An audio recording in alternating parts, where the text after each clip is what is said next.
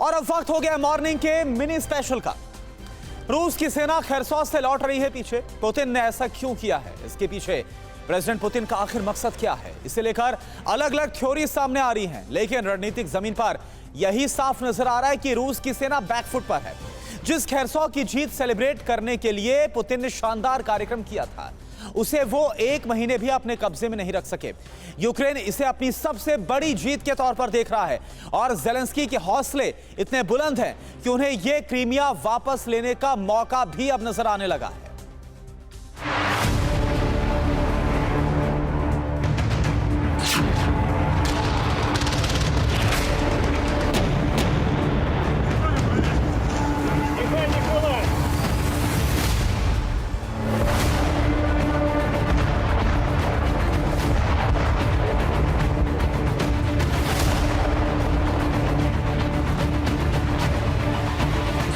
Ukraine रूस के बीच भीषण जंग का केंद्र बने खैरसौन में अब एक अलग तरह की हलचल है।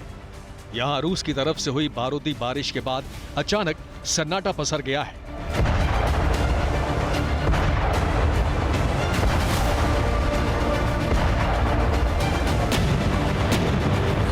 दक्षिणी यूक्रेन के इस हिस्से पर पुतिन ने नजरें गड़ा रखी थी, लेकिन रणनीति अचानक बदल गई।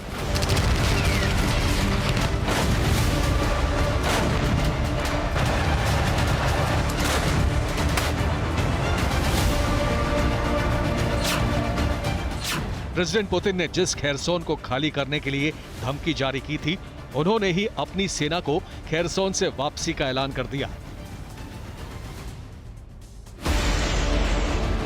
यानी जो सोचा था वो नहीं हुआ और प्रेसिडेंट पुतिन के ताजा तरीन ऐलान के बाद रूस का दांव इस कदर उल्टा पड़ा कि जो पुतिन के हाथ में है वो भी छिनता नजर आ रहा है।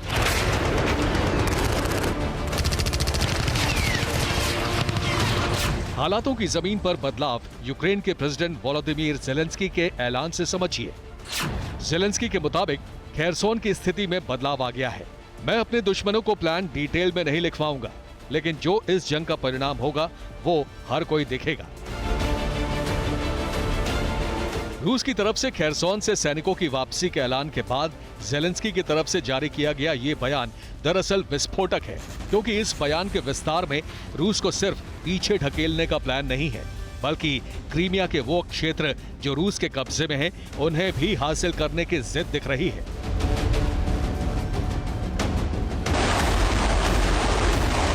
और खास तौर पर खैरसौन को लेकर दिए गए इस बयान का सीधा मतलब है क्रीमिया वापस हासिल करना।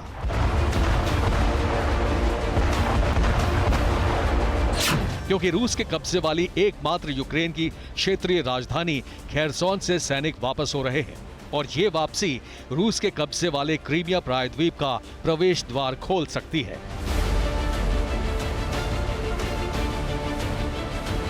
यूक्रेन के दक्षिणी छोर के शहर खैरसौन से रूसी फोर्स के हटने का मतलब नीपर नदी के पार खैरसौन ओब्लास्ट तक यूक्रेनी फोर्स को खाली जगह मिलना तय है। और ऐसा होता है तो फिर क्रीमिया वापस हासिल करने के लिए भी यूक्रेन जंग छेड़ सकता है और इस बार इस संघर्ष में रूस की हार के चांस ज्यादा दिख रहे हैं। ऐसा इसलिए क्योंकि प्रेसिडेंट पुतिन के पास विकल्प कम है। रूस में इस जंग से हुए नुकसान की वजह से प्रेसिडेंट पुतिन का विद्रोह शुरू हो गया है।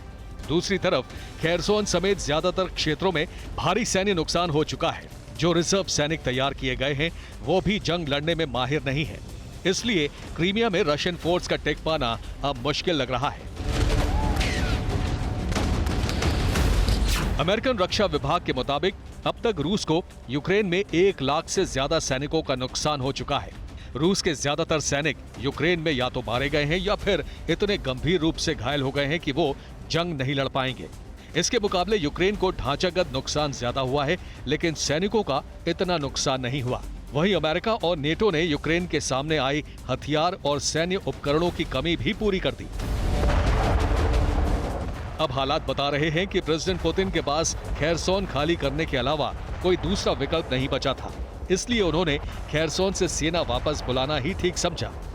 लेकिन इस फैसले ने ही प्रेसिडेंट पुतिन को दो राहे पर खड़ा कर दिया।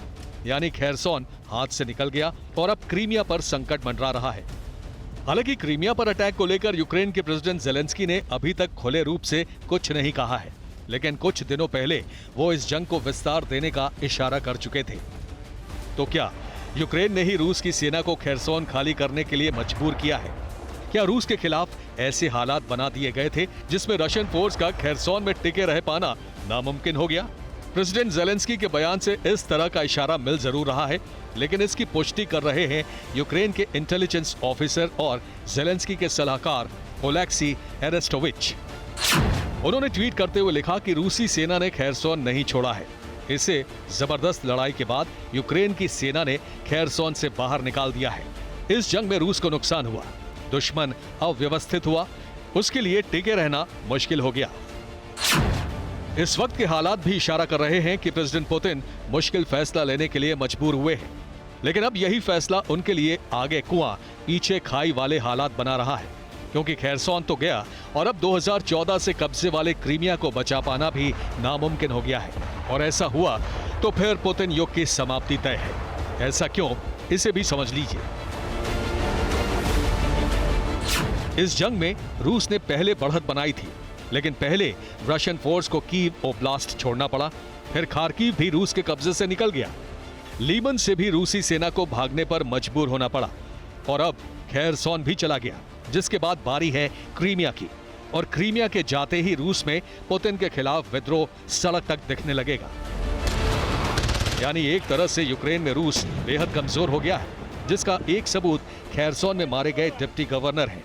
ये वही डिप्टी गवर्नर हैं जो खेरसोन में पुतिन का प्रतिनिधित्व कर रहे थे, लेकिन यूक्रेनी फोर्स के एक बड़े अटैक में उनकी 9 नवंबर को मौत हो गई। Bureau report, TV9 Bharatvarsh.